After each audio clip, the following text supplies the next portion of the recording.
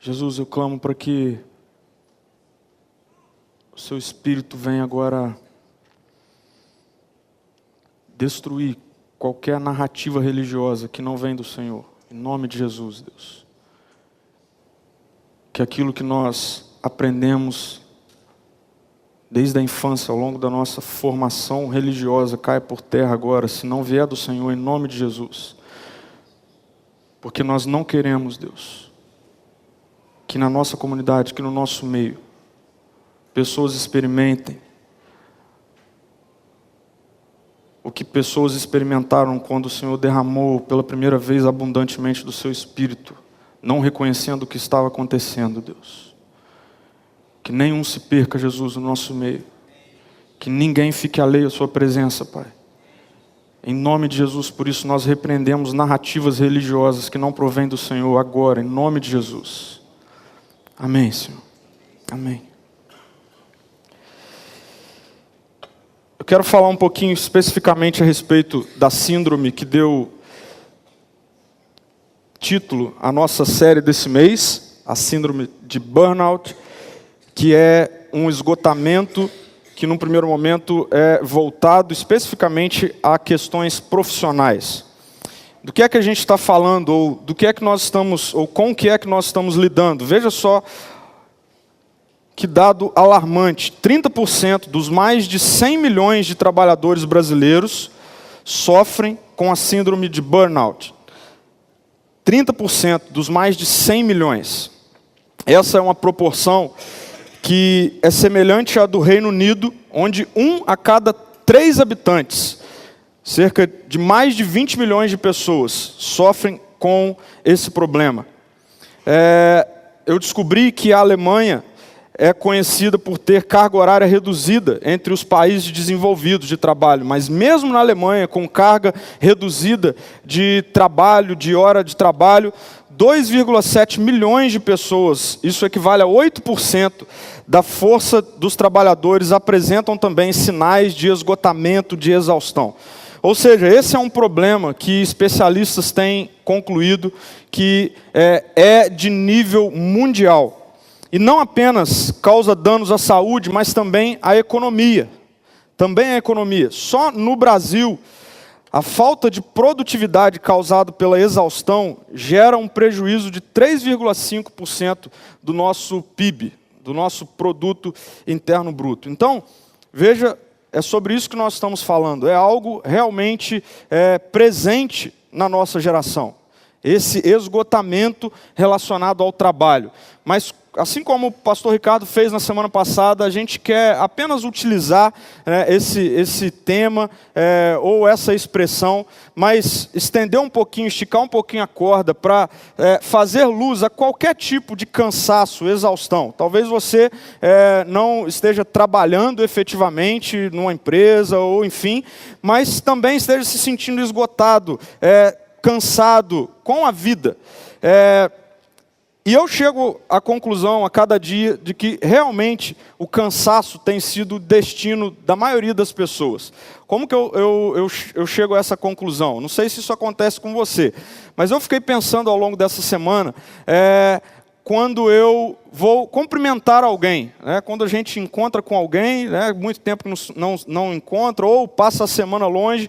Isso acontece muito quando nós nos encontramos em comunidade juntos. Eu não sei se acontece com você ou o que acontece comigo. A maioria das pessoas que eu chego e pergunto: e aí, tudo bem? Como foi a semana? A resposta é: nossa, pastor, estou cansado demais. Estou exausto. E eu percebi que eu também dou essa resposta. As pessoas me perguntam: e aí, Pedro, como foi a sua semana? Cara, foi legal, mas foi cansativa. Estou cansado. Então, o cansaço, a exaustão, tem sido um destino de vida, um estilo de vida da maioria das pessoas. E essa não é uma questão ou um mal apenas que equivale à nossa geração. A nossa geração, muitas vezes nós temos a tendência, e eu acredito que isso aconteça com todas as gerações, nós temos a tendência de sempre puxarmos sardinha para nós, tudo nosso é mais difícil, é pior, é maior, mas eu acho que isso acontece com todas as gerações. Mas uma pessoa que certa vez experimentou esse esgotamento patológico, essa estafa epidêmica, uma crítica literária e historiadora de medicina do Reino Unido, ela decidiu, após passar por esse esgotamento, pesquisar sobre o assunto, okay? Para tentar descobrir na história como é que isso aconteceu, essa questão da exaustão, do cansaço. Eu achei interessante porque a conclusão do artigo dela é esse. Ela conclui que a exaustão sempre esteve entre nós. Ela sempre esteve, o cansaço sempre esteve entre nós. O que muda na história são as causas e os efeitos associados à exaustão. Então, ao longo da história, essa tem sido uma realidade presente na vida de todo ser humano. O cansaço, o esgotamento, seja ele físico, emocional. Na verdade, pesquisando sobre esse assunto ao longo da semana, eu percebi que está tudo interligado. O físico, o emocional, tudo interligado ao cansaço. Agora, preste atenção nessa frase de um cara chamado Stephen Covey, que me chamou a atenção ao longo dessa semana. Ele argumenta da seguinte maneira: semeie um pensamento, colha uma ação. Semeie uma ação, colha um hábito. Semeie um hábito, colha um caráter. Semeie um caráter, colha o seu destino. Muitas vezes nós temos a tendência de olharmos diretamente para o caráter, né? A pessoa está vivendo alguma coisa, a gente vai e olha para o caráter. Então a pessoa está estressada, a pessoa está esgotada. Ela deve ser estressada. A gente olha para o caráter. Mas onde eu quero chegar? A nossa dinâmica de vida, o nosso estilo de vida presente, atual, na verdade, ele tem uma ligação direta com os nossos pensamentos. Tudo nasce a partir da nossa mente. Nada vai nascer a partir logo de uma questão prática. O prático, primeiro, ele nasce e ele começa a ser maquinado na nossa própria mente. Pensa aí nas decisões que você toma. Você não toma uma decisão, mesmo aquelas que a gente diz ser impensadas, na verdade nós pensamos, mesmo que nós não a calculamos, mas nós pensamos para tomar decisões. Então veja, na verdade, o nosso destino de vida, okay, ou a maneira que nós vivemos, ela tem uma ligação direta com a nossa mente. Então, para nós vencermos o cansaço, que muitas vezes tem arruinado, drenado a nossa saúde física, a nossa saúde emocional, a nossa saúde espiritual, os nossos relacionamentos, ou seja, tem drenado todos nós integralmente. Não é de férias que a gente precisa tirar apenas. Sabe por quê? Eu não sei se já aconteceu com você, mas eu já me encontrei com pessoas que chegam das férias, e aí eu perguntei, como é que foi as suas férias? Nossa, pastor, foi boa demais, mas eu já estava cansado. Já aconteceu com você isso? Até as férias cansam. Até quando a gente está de férias, vai passando o tempo e a gente começa a ver que, nossa, já estou cansado de ficar de férias. Por mais louco que isso pareça, a verdade é que para resolvermos a questão do cansaço na nossa vida, não basta tirarmos férias. Para resolvermos o cansaço nas nossas vidas, o que nós precisamos é mexer com a nossa mente. Nós precisamos renovar as nossas mentes. Eu quero ler, talvez, a passagem bíblica mais clássica acerca desse assunto de renovação de mente, que é encontrada na carta de Paulo aos Romanos, apenas 2 versículos do capítulo 12, para mostrar algumas verdades acerca desse assunto. Então, a palavra de Deus diz assim: portanto, irmãos, rogo-lhes pelas misericórdias de Deus, que se ofereçam em sacrifício vivo, santo e agradável a Deus. Este é o culto racional de vocês. Não se amoldem ao padrão deste mundo, mas transformem-se pela renovação da sua mente, para que sejam capazes de experimentar e comprovar a boa, agradável e perfeita vontade de Deus. E para a gente detalhar esse processo de renovação da mente que a gente encontra aqui nesse texto, eu quero fazer algumas perguntas para a gente encontrar resposta nesse texto. Mas antes disso, é preciso que fique muito claro para nós que nesse processo de transformação da nossa mente, de renovação da nossa mente, como uma forma, de fato, que vá resolver o problema do cansaço patológico, do cansaço que drena as nossas vidas, nós precisamos olhar para esse texto e encontrar papéis muito bem definidos. Porque não encontrar papéis nessa perspectiva de transformação, de renovação, tem sido a causa de muitos equívocos na nossa vida cristã, que muitas vezes é atrelada a uma religiosidade sem nada a ver com relacionamento genuíno com Deus. Então, logo que eu comecei a ler, meditar nesse texto, Deus começou com muita clareza me mostrar papéis muito bem definidos nesse processo de renovação, que é preciso que fique muito claro na nossa mente, no nosso coração nessa manhã. Dentro dessa perspectiva, dentro dessa dinâmica, existe uma interação entre dois agentes que precisa ser muito claro para nós nessa manhã. Quem faz, ou seja, o agente ativo da renovação é Deus. É o próprio Deus. É Ele quem efetua. É o próprio Deus quem transforma. Mas existe um agente que é passivo, porém com responsabilidades, que é a humanidade, que recebe essa interação de um Deus que quer nos transformar. Okay? Então, diante dessa definição de papéis, de um Deus que é o agente ativo na transformação das nossas mentes, e um agente passivo com responsabilidades, que somos nós, seres humanos, algumas perguntas precisam ser respondidas para nós. Primeiro, por que Deus faz isso? Por que Deus quer renovar as nossas mentes? Por que Deus se importa com isso?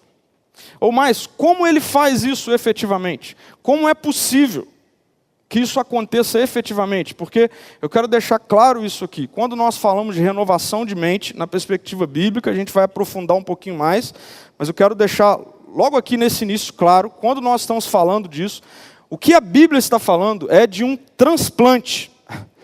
É de retirar a nossa e colocar outra. Okay? É isso. Isso vem de Deus. Como é que isso é possível? Como Ele faz isso? Agora, dentro da humanidade toda, em quem Ele faz isso? Okay? Dentro de toda a humanidade criada, em quem Deus efetua isso? Ou em quem isso é possível de acontecer? Então, primeiramente, por que Deus faz isso? Deus faz porque Ele é um Deus cheio de misericórdia. Deus quer trabalhar na vida de seres humanos criados por Ele, porque, primeira coisa, porque Ele é um Deus cheio de misericórdia. Simples assim. Esse é o ponto de início. Esse é o ponto fundamental. É entendermos que só existe verdadeira transformação a partir do próprio Deus, porque Ele é misericordioso. A palavra de Deus diz que as misericórdias do Senhor, que se renovam a cada manhã, é o que nos mantém de pé, todo ser humano. É a causa de não sermos consumidos. Se não fossem as misericórdias do Senhor, que se renovam a cada manhã, nem eu, nem você estaríamos aqui. Ela é a causa de não sermos consumidos. É o próprio Deus que efetua tanto o querer quanto o realizar. E quando o apóstolo Paulo, ele diz, irmãos, ele inicia falando, rogo-lhes pelas misericórdias de Deus. Eu queria trazer uma tradução que se aplica aqui de uma forma melhor, de uma forma mais apropriada ao texto original, que é o apóstolo Paulo falando assim, irmãos, exortos em vistas das misericórdias de Deus. Ou seja, por causa das misericórdias de Deus, que ele vai falar todas as outras coisas, que ele vai exortar, que ele vai trazer implicações. Por causa das misericórdias de Deus, é que existe uma real transformação. É que existe renovação nas nossas mentes. É importante a gente entender isso, porque esse é o desafio que todos nós convivemos constantemente. Todos nós, todo ser humano, tem um problema sério com a necessidade de controlar a situação. O que traz mais desconforto para a gente? É quando nós não estamos no controle da situação, não é verdade? Quem tem medo de avião, por exemplo, é quando você entra no negócio e fala assim, mas e se esse piloto, sei lá, aconteceu alguma coisa com ele? Tem gente que não gosta de dirigir no carona. Não sei se tem pessoas aqui, é muito comum. Tem gente que gosta de dirigir. Por quê? Porque tem essa impressão de que dirigindo está com controle. Ficar no carona, você já sentou no carona e toda hora você freava. Porque a gente tem essa necessidade de controlar a situação. Agora, entender que tudo vem de Deus e tudo vem a partir das misericórdias dele, é justamente a gente entender que nós não controlamos nada. É justamente entender que não tem como a gente merecer nada. É justamente entender que esse processo de renovação da nossa mente vem a partir de um Deus que aplica da sua misericórdia a nós quando nós não merecemos. E o que é esse negócio? O que é misericórdia? Misericórdia é, literalmente, a gente não receber o que nós merecemos. Quando nós agimos com misericórdia com alguém, por exemplo, quando um filho, ou um amigo, ou alguém faz algo, transgride alguma lei, alguma coisa, e aí a gente vai e retribui aquilo, não levando em conta o que foi feito. De outra forma, o Evangelho, e é preciso que fique claro para nós, que esse processo de transformação, ele nasce a partir do Evangelho, a partir das misericórdias do Senhor, que mesmo frente à nossa rebelião contra Ele, quando nós viramos as costas para o Senhor, quando nós desobedecemos, representado lá nos nossos primeiros pais, trazendo caos para toda a criação boa e perfeita, Deus não retribuiu essa nossa atitude com rompimento eterno, morte eterna. Deus não virou as costas. Pelo contrário, Deus agiu com misericórdia. O que Ele fez? Ele nos deu aquilo que nós não merecíamos. Ele veio ao nosso favor, Ele se movimentou, Ele veio em Jesus, morreu numa cruz, para pagar o preço da nossa rebelião. Mas Ele ressuscitou, levando sobre Ele então, toda a nossa iniquidade, tudo aquilo que nos separava. E com vida, nós o aguardamos para o seu retorno pleno, onde Ele de volta trará a perfeição, a vida eterna, a redenção. Perceba, isso foi um ato de misericórdia. E isso sustenta a humanidade. É isso. Por que nós não somos consumidos? Nós não somos consumidos porque alguém pagou o preço. Então nós podemos receber aquilo que nós não merecemos. Isso é misericórdia. Isso é misericórdia. Logo, no início, nós somos comunicados de que a base, o início de tudo, é a misericórdia de Deus, que se manifestou completamente em Jesus, levando sobre Ele o nosso juízo. Então, nós precisamos entender que Deus é esse agente ativo da transformação por misericórdia. A primeira coisa, Deus é o agente ativo da transformação por misericórdia. É por isso. Por que Deus resolveu fazer isso? Porque Ele tem misericórdia. Por que Deus resolveu salvar a humanidade? Porque Ele tem misericórdia. Simples assim. Porém, difícil da gente aplicar, porque a gente quer ter o controle. Mas não tem como a gente obter esse controle. Deus fez, porque Ele é misericordioso. Glória a Deus por Ele. Glória a Deus por isso. Agora, como Ele efetua, como é que acontece essa transformação da nossa mente a partir da sua misericórdia? Ela acontece mediante a ação do Espírito Santo, que gera mudança de mente. Não é mudança na mente. Assim mesmo. É uma mudança de mente. Okay? Troca a nossa mente. Existe uma outra vida que passa a viver. E isso acontece mediante a ação do Espírito. Onde nós lemos renovação da nossa mente, ou renovação da mente, no texto original nós encontramos uma palavra grega que não é incomum, né, no nosso meio, que é a palavra metanoia. Metanoia é a junção de duas palavras, além, pensamento. Ou seja, a metanoia é uma mudança total na maneira de pensar. É uma mudança que vai além daquilo que a gente consegue pensar. É uma expansão da mente. Okay? Expansão da mente. Transformação. Mudança total. E ela só acontece mediante a ação do Espírito Santo, que traz essa nova mente.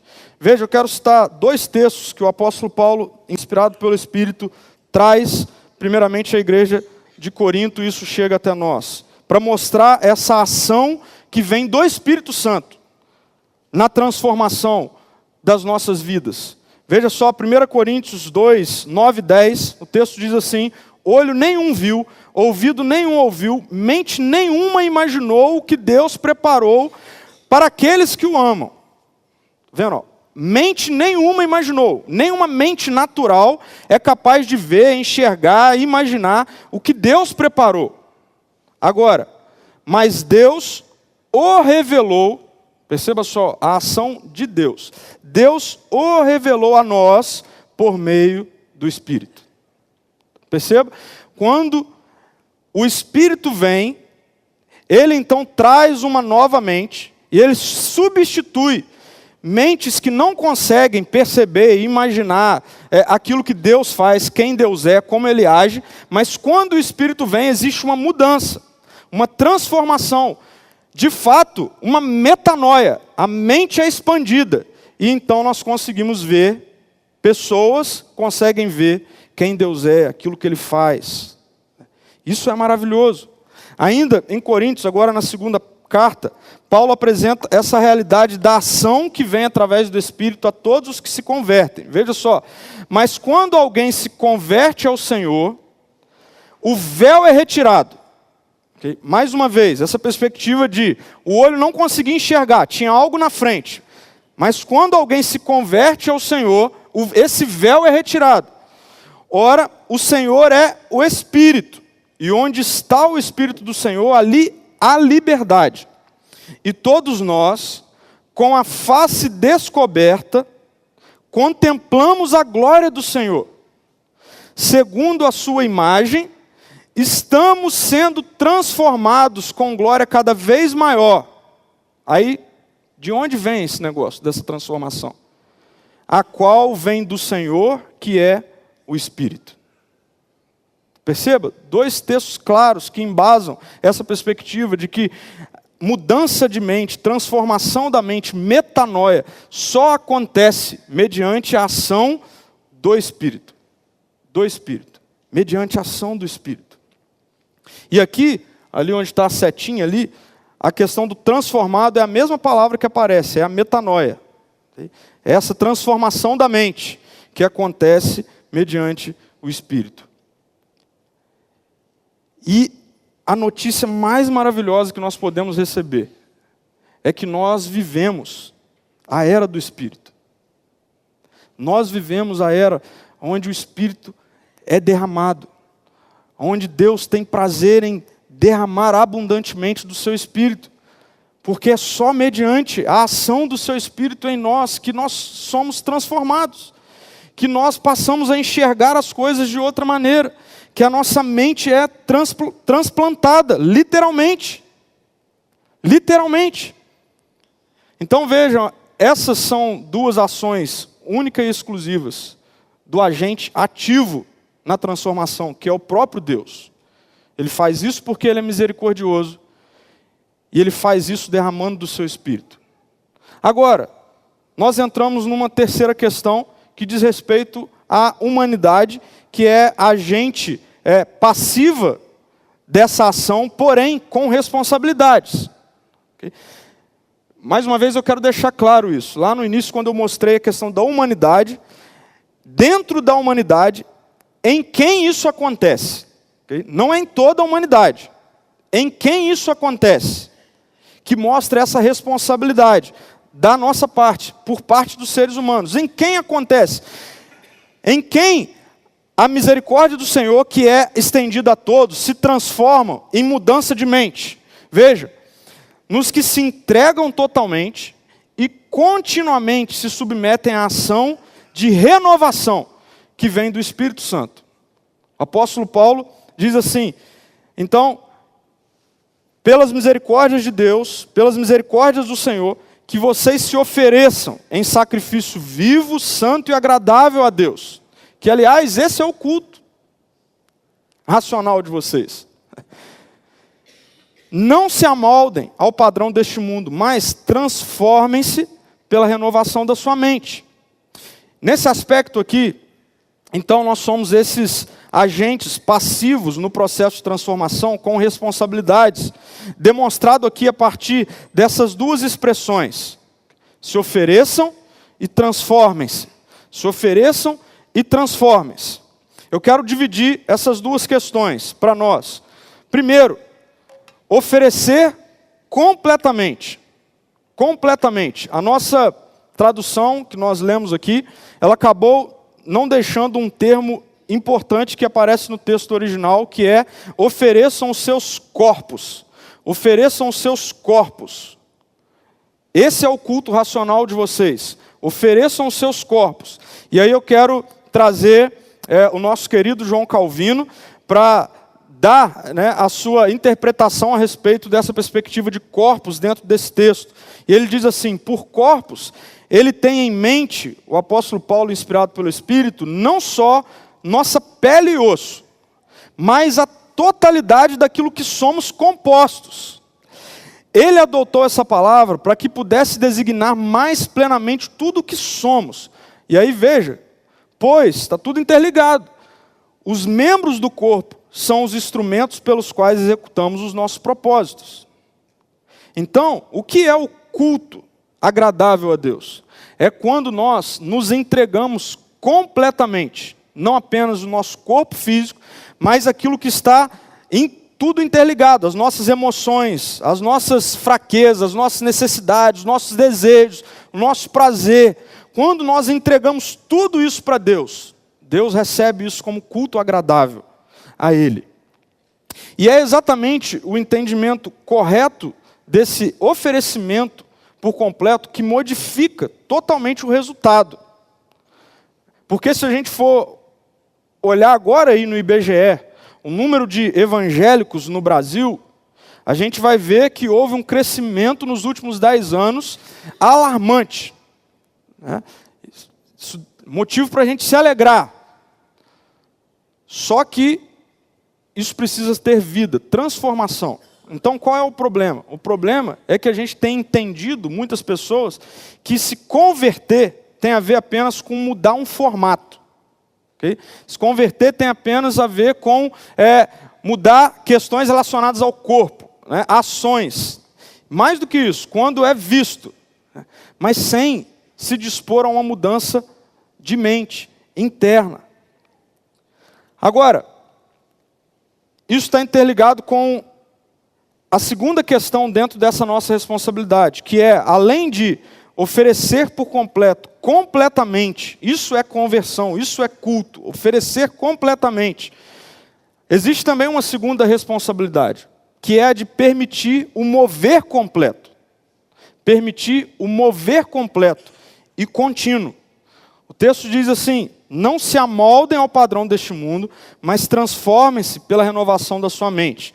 E aqui onde nós lemos mais transformem-se, no texto original grego, ele está no tempo presente e na voz passiva, ou seja, não é algo que nós fazemos, esse transformar.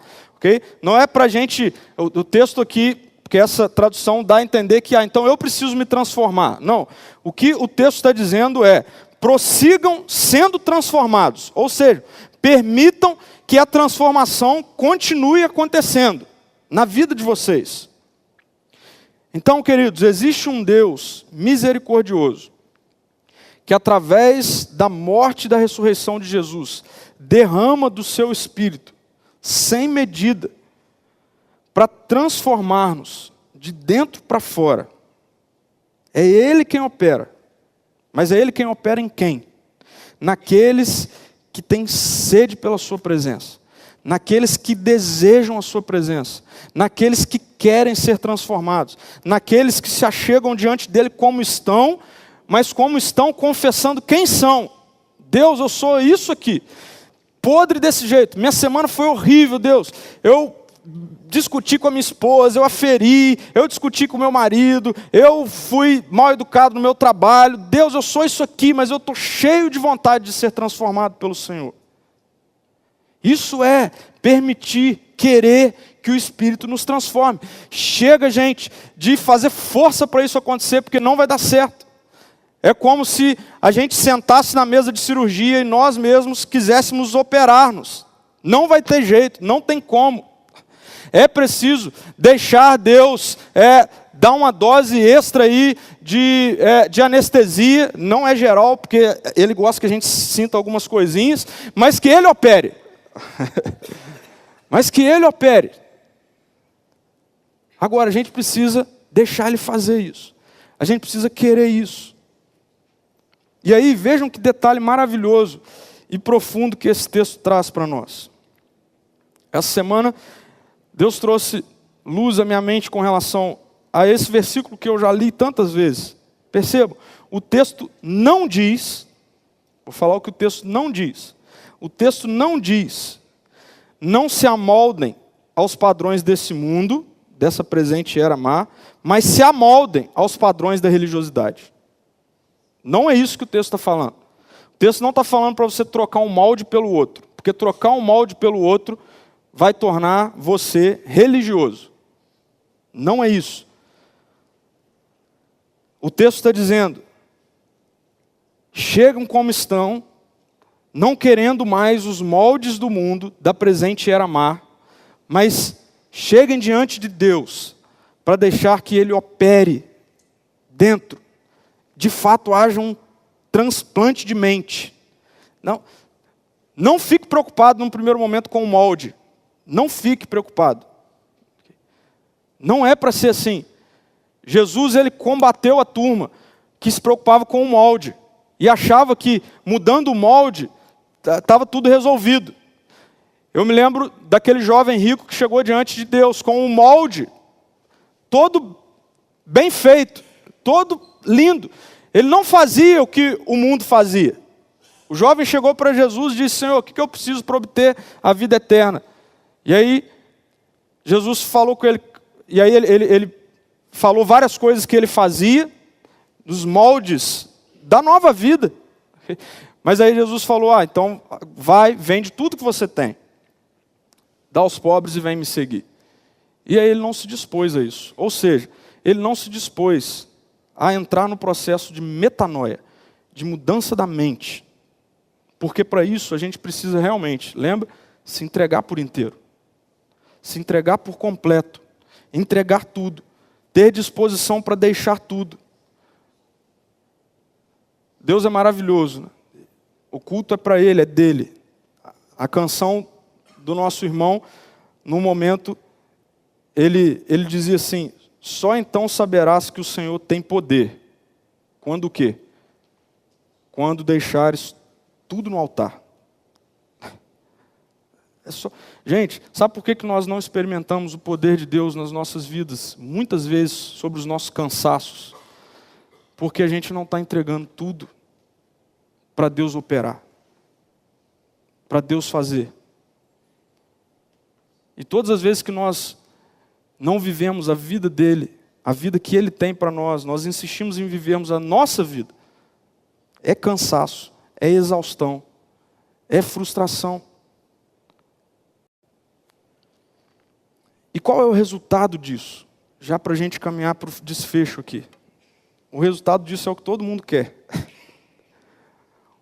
O resultado desse Deus maravilhoso, misericordioso, que derrama do seu Espírito sobre pessoas distantes dele, mas que são atraídas pela cruz, decidem entregar tudo por completo, decidem deixar Deus operar, mesmo que doa. O resultado é possibilidade de vida abundante em Deus. O desfecho do texto diz assim, depois disso tudo, para quê? Para que sejam capazes de experimentar e comprovar a boa, agradável e perfeita vontade de Deus. Olha que detalhe interessante aqui.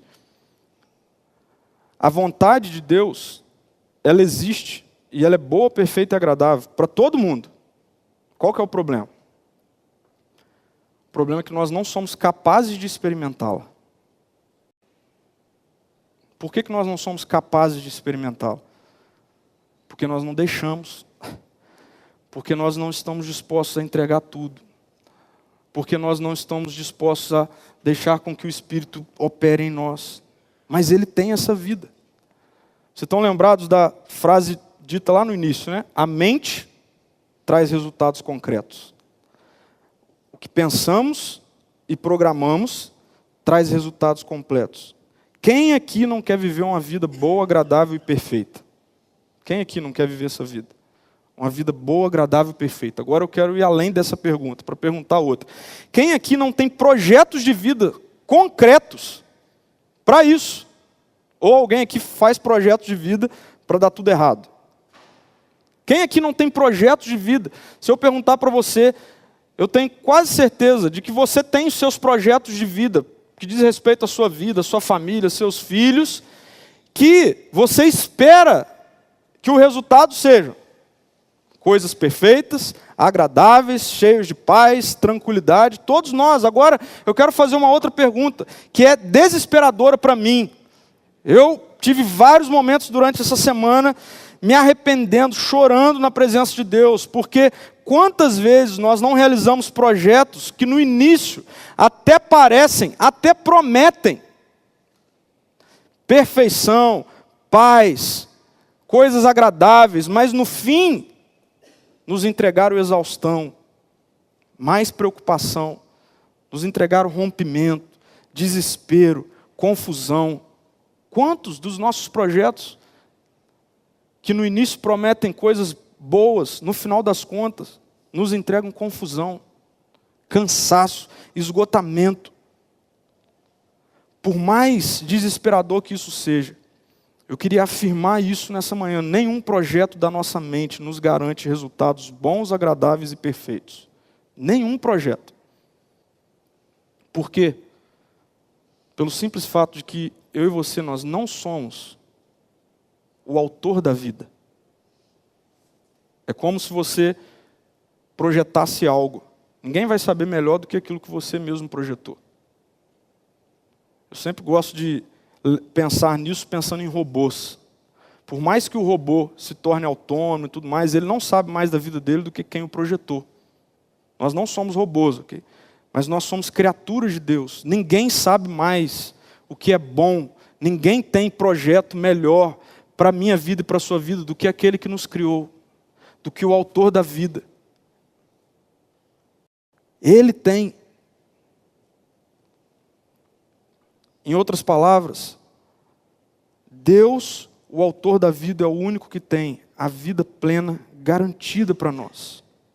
Nós não temos. Nós não temos por causa da nossa desconexão, da queda.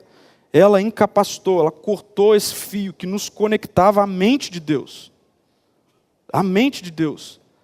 Mas nessa manhã a gente recebe essa maravilhosa notícia de que pela ação de misericórdia de Deus, da graça dele sobre nós, nós voltamos novamente a experimentarmos a mente dele em nós. E o contrário disso é desastroso. Veja só, Romanos 1, versículos 28 a 32. O resultado de vidas que insistem em viver, em desprezar a mente de Deus. Visto que desprezaram o conhecimento de Deus, Ele os entregou, e aí veja que a mente, a uma disposição mental reprovável, terrível, para praticarem o que não deviam. E aí vejam o que é.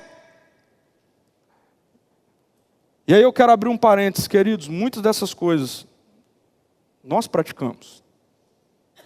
E se nós a praticamos, é porque tem mais da nossa mente do que da mente de Deus em nós. É porque ainda tem coisa para ser operada, para ser entregue, para ser confessada. Veja só, tornaram-se cheios de toda sorte de injustiça, maldade, ganância e depravação. Estão cheios de inveja, homicídio, rivalidades, engano e malícia. São bisbilhoteiros, caluniadores, inimigos de Deus, insolentes, arrogantes e presunçosos. Inventam maneiras de praticar o mal. Mentes distantes da mente de Deus. Só dá isso aqui.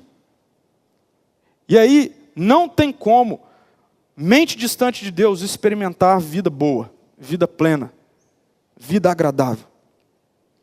Mas a vida abundante existe porque Deus existe. A vida plena existe porque Ele existe.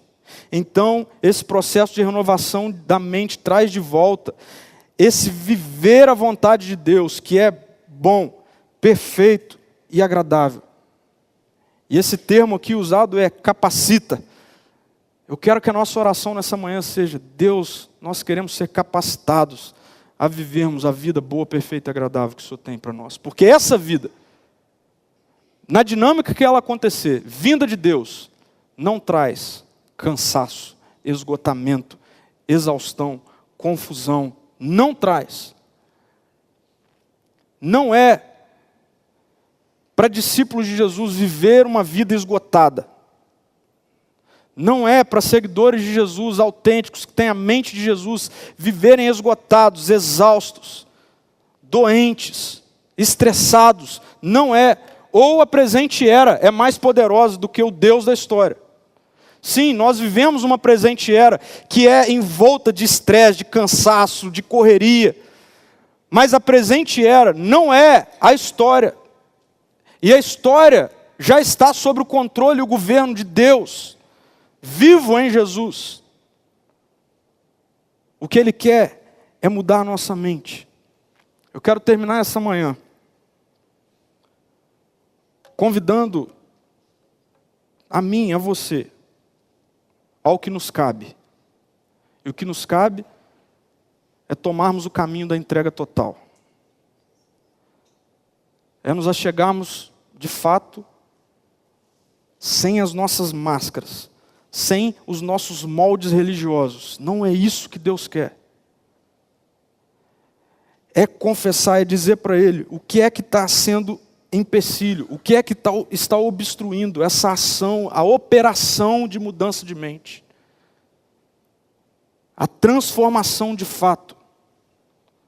A transformação de fato.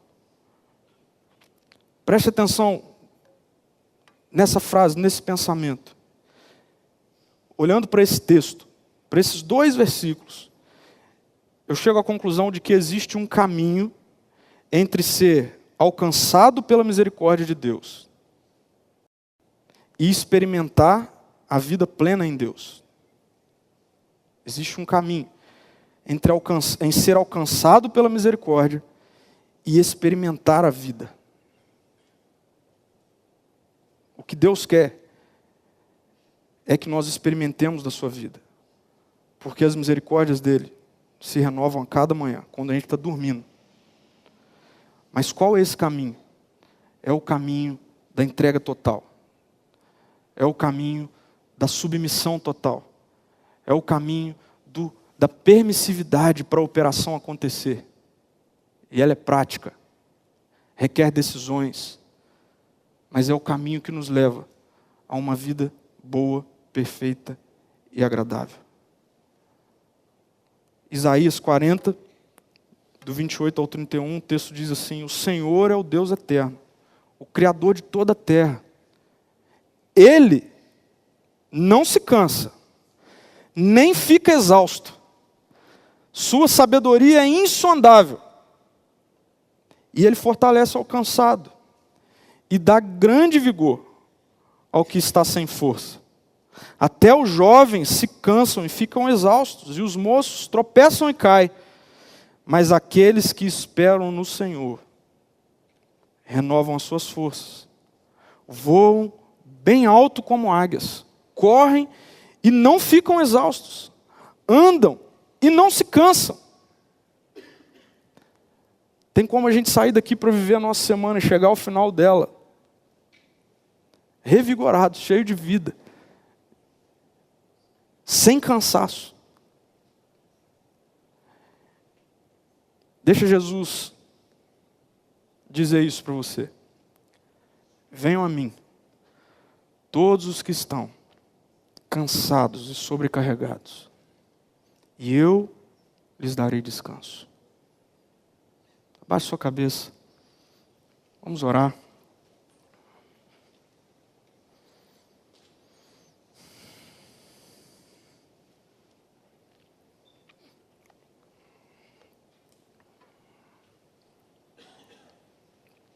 Deus está aqui. As misericórdias dele se renovaram sobre a sua vida hoje. Todo dia você é alvo das misericórdias de Deus. Todo dia. Todo dia você não recebe o que você merecia receber. Todo dia eu não recebo o que eu merecia receber. Por aquilo que Jesus fez. Mais do que não recebemos o que nós merecíamos, nós recebemos o que não merecíamos.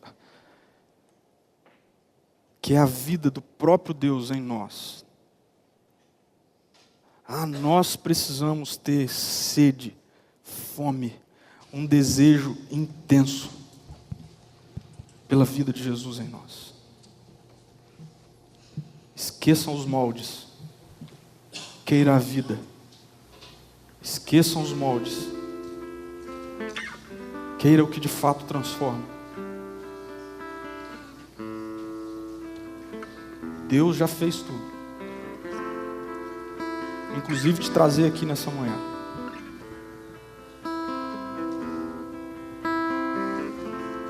Nenhum estilo de vida, nenhum projeto, por melhor que pareça, pode dizer para você: venha o que está cansado e sobrecarregado e eu vou te dar descanso. Nenhum. Jesus Cristo está dizendo isso para nós. Venham a mim, todos os que estão cansados e sobrecarregados. Minha misericórdia se derramou. O meu espírito está acessível para ser derramado intensamente. Mas o que cabe a nós, é uma entrega total. Uma entrega total. Deus, eu não quero segurar mais nada.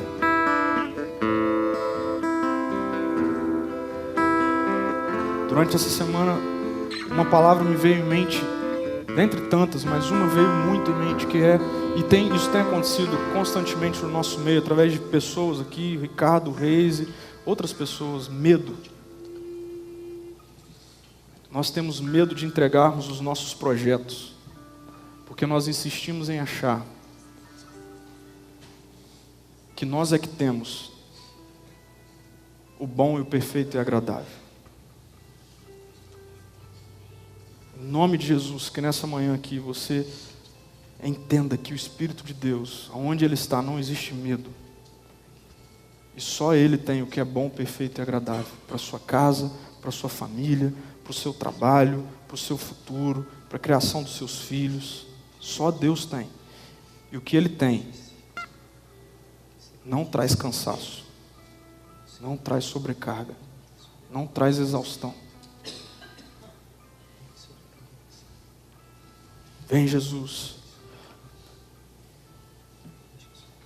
Muitos de nós estamos cansados, Deus, sobrecarregados, Senhor. Mas nós queremos sair daqui, nessa manhã, Deus. A partir de agora, Deus, já, Deus.